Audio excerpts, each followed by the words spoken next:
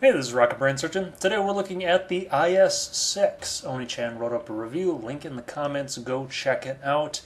I feel weird that I've been doing the site for 9 months and I haven't had a review on the IS-6 yet. That's just bizarre.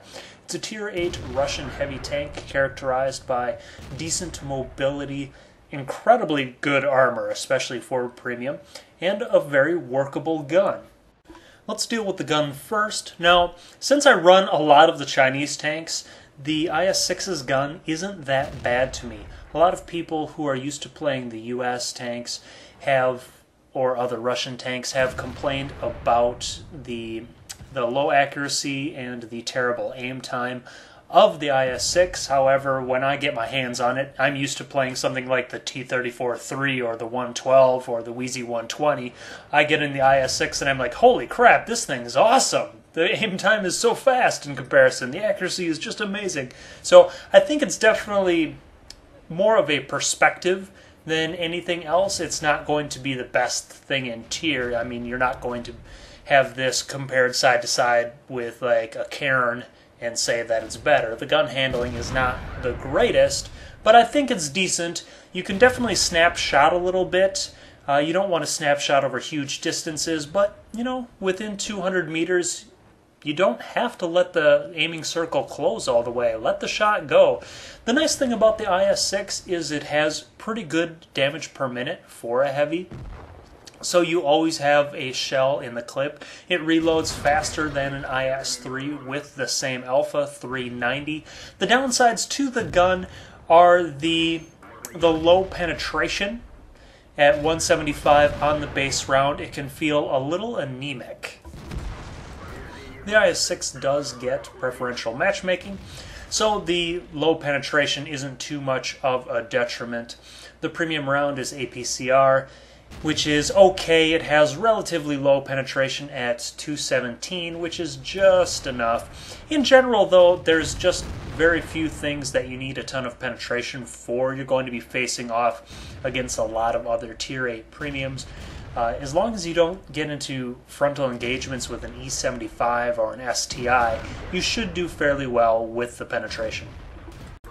Frankly, I don't like the premium round on the IS-6 very much at all. APCR has less normalization than the base AP round, and the APC round has such low penetration over the AP round that I think the difference is almost negligible.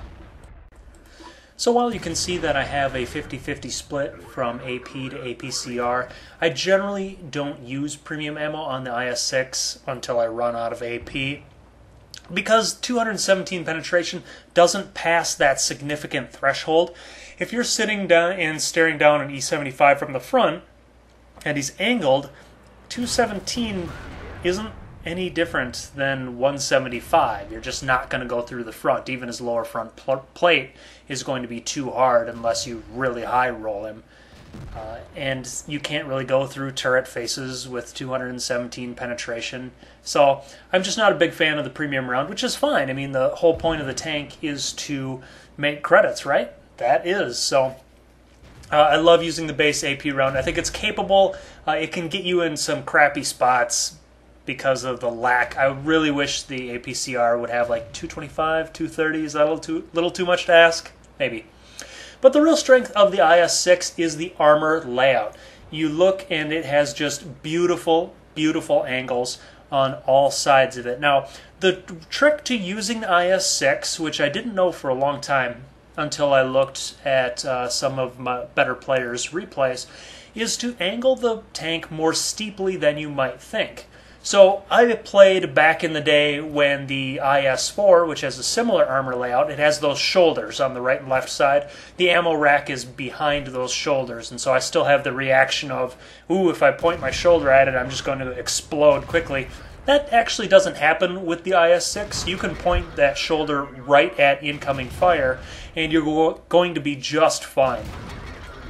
The sides of the tank have that crazy spaced armor, which the IS-3 also has, that really eat shots. So an AMX 5100 popped out of nowhere when I have 600 HP left. He dumps a clip into me, and I'm still living.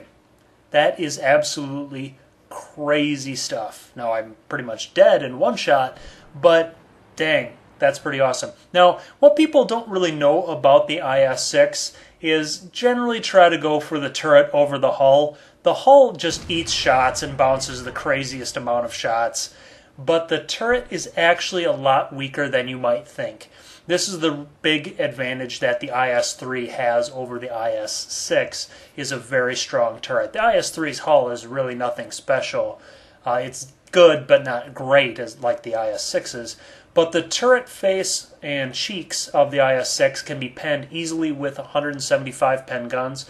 So if you're looking at the IS-6, you can go for the driver's hatch on top. You can also just kind of go to the side of the mantlet. It's pretty flat there no matter which way the turret is facing. Just don't hit the mantlet right around the gun. Anything where you can hit flat on the cheeks with 175 pen or more is going to be pretty good for you. The mobility of the IS-6 is fairly okay. You're going to be where you need to be. It's not a speed demon by any means, but you're not going to be left behind, so no problems there. Overall, the IS-6 is just a great tank. It has gun depression that's going to be suitable for wherever you go. I really enjoy the tank. I got it free through the mission where you complete, 100,000 with every nation, and you get the IS-6, so I didn't even have to pay anything for it, so that was awesome. But yeah, if you're in the market for a premium, the IS-6 is going to be really, really strong. Whether you like heavies, whether you're good with armor, whether you're good with higher alpha, the IS-6 I think can fit a lot of different playstyles and is a great choice. Hope you enjoyed. Happy hunting.